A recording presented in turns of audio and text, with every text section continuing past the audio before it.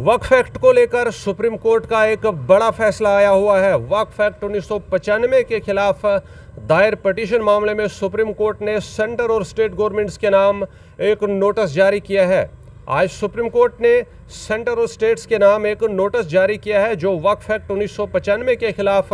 दायर पिटीशन के बुनियाद पर जो है वो दी गई है, जिसमें वक्फ एक्ट 1995 के प्रोविजंस की वैलिडिटी को चैलेंज किया गया था। चीफ जस्टिस BR गवाई की ज़ेर सदारत बेंच ने कहा है कि वो इस पिटीशन को ताख़ीर यानी कि डिले की बुनियाद पर जो है वो डिसमिस कर देंगे। उन्होंने कहा कि 1995 के एक्ट के चैलेंज को 2025 में आखिर क्यों एंटरटेन किया जाएगा। इस बेंच में जस्टिस AG मसीह भी शामिल थे। इसके जवाब में पिटिशनर्स काउंसिल ने कहा है कि टॉप कोर्ट यानी सुप्रीम कोर्ट ने 2021 में एक प्ले पर जो है वो उसके जवाब में भी एक नोटिस जारी किया था, जिसमें प्लेसेस ऑफ वर्शिप एक्ट 1991 को चैलेंज किया गया था। मजीद ये भी कहा है कि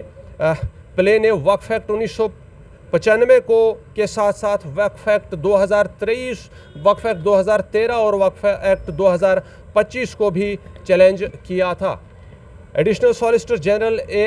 ASG यानी कि ऐश्वर्या भट्टी सेंट्रल लॉ ऑफिसर ने कहा है कि इस में कोई दुश्वारी जो है वो आनी ही नहीं चाहिए कि मौजूदा पिटीशन को पुरानी पिटीशंस के साथ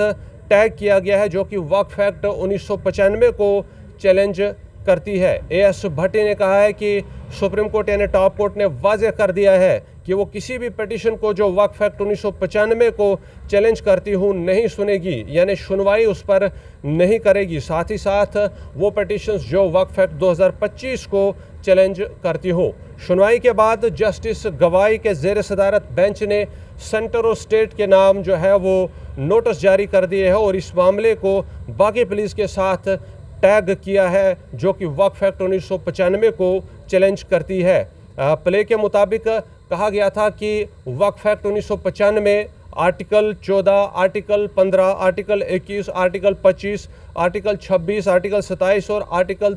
300A के बिल्कुल खिलाफ है और इसे जो है वो मुकम्मल तरीके से एब्रोगेट किया जाना चाहिए यानी हटाया जाना चाहिए और इसकी जगह कोई और सेकुलर लॉ जो है वो एनेक्ट किया जाना चाहिए, क्योंकि ये एक्ट सिर्फ़ और सिर्फ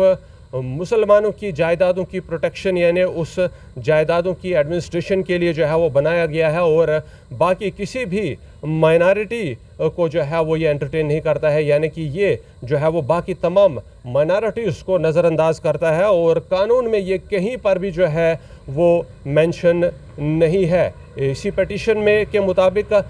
ये भी जो है वो बात रखी गई थी कि अगर ये एक्ट आर्टिकल 29 और 30 यानी 29 और 30 के तहत फंडामेंटल राइट्स के तहफ़्फ़ुज़ के लिए जो है वो बनाया गया है तो फिर ये बाकी माइनॉरिटीज़ के लिए भी जो है वो होना चाहिए, जिसमें जैनिज़म, बुद्धिज़्म, ज़ोरास्ट्रियनिज़म, जुडियाज़म यानी बाकी जितनी भी माइनॉरिटीज़ भारत के अंदर है उनके लिए भी जो है वो होना चाहिए और ये एक्ट जो है वो उन तमाम तर माइनॉरिटीज़ को जो है वो अपने अंदर जो है को एंटरटेन जो है वो नहीं करता है। लेकिन अब सुप्रीम कोर्ट का एक बड़ा धक्का जो है वो इन पिटीशंस को लेकर के जो है वो लगा हुआ है, चाहे वो मौजूदा पिटीशन हो जो 1995 एक्ट को जो है वो चैलेंज करते हैं या बाकी प्लीज़ जो इससे पहले जो है वो दायर की गई थी जिनमें वक्फ एक्ट 1995 को चैलेंज करती थी, जिनमें वक्फ एक्ट 2013 और 25 को भी जो है वो चैलेंज किया गया था। वो पिटीशंस हो इन तमाम को सुप्रीम कोर्ट ने जो है वो अब ये कहते हुए जो है वो डिसमिस करने की बात कही है कि डिले के मामले में इनको जो है वो डिसमिस किया जाएगा और आखिर 1995 के एक्ट के चैलेंज को 2025 में क्यों एंटरटेन किया जाएगा। तो इस तरह से ये एक बड़ा फैसला जो है वो अब सुप्रीम कोर्ट ऑफ इंडिया द्वारा जो है वो सामने आ रहा है। वक्फ एक्ट की अगर हम बात करें तो वक्फ एक्ट 2025 को जो है वो